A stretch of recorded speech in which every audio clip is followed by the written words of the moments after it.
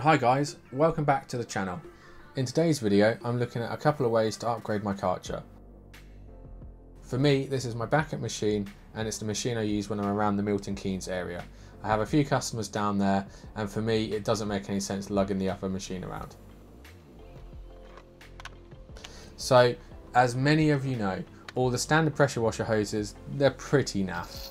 You usually have the hard plastic, they kink, they get stuck easily.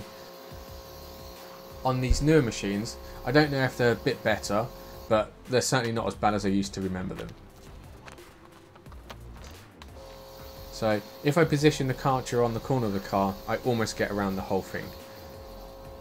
The only thing is, if it was a bigger car, that wouldn't be the case. I'd have to move and drag the machine around, which, to be honest, is just such a waste of time.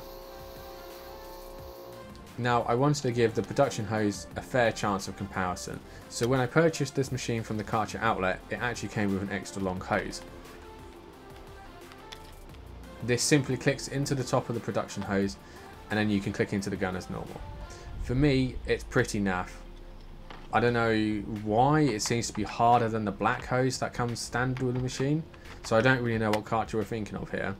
As you can see, it's still all coiled up, and even when dragging and putting some tension on it, it doesn't release very well.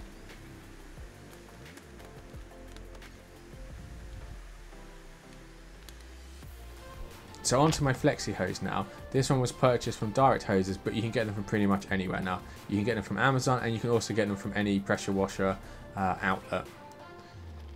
To swap these over, simply pull back on the locking pin, pull downwards on the factory hose, and then insert your new hose the exact same way. On the side of the machine, there's actually a little hole, a little gap for the hose to pass through. Make sure you route your new hose through here, because if you don't, if you're using the machine regularly and pulling it around, etc., it will actually break off in the top of the connector piece. It then becomes really loose. It just causes issues. So make sure you route the new hose through the side of the machine. It helps keep the load off it, and you shouldn't have any issues with it.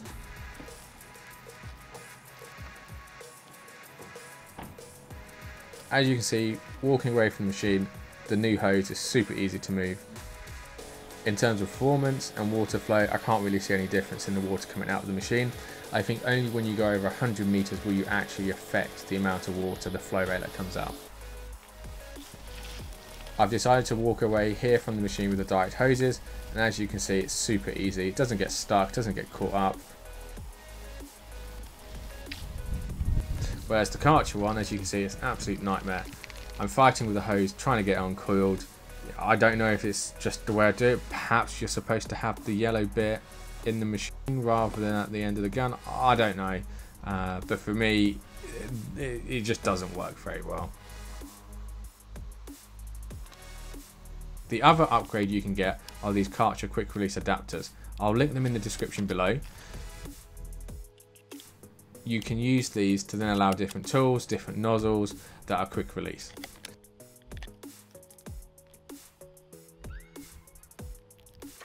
You can use the adapter in your standard Karcher lance, which I find pretty handy, and that's how I have this machine set up normally.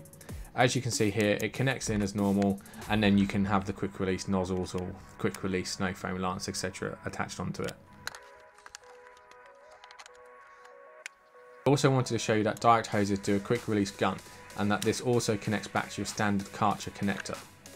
This then allows you to use it as a stubby gun. I wanted to show you guys the difference in the standard Karcher snow foam lance versus what I believe is the best snow foam lance in the market. That's the Autobrite Direct lance. The difference in foam here is like night and day.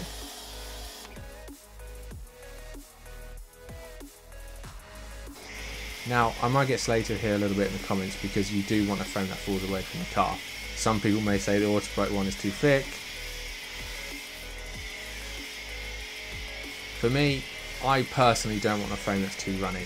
I find here in the UK, particularly the weather, as we're British, we always like to moan about the weather. It's if it's too runny in the sun, it dries on too quick, it breaks down too quick.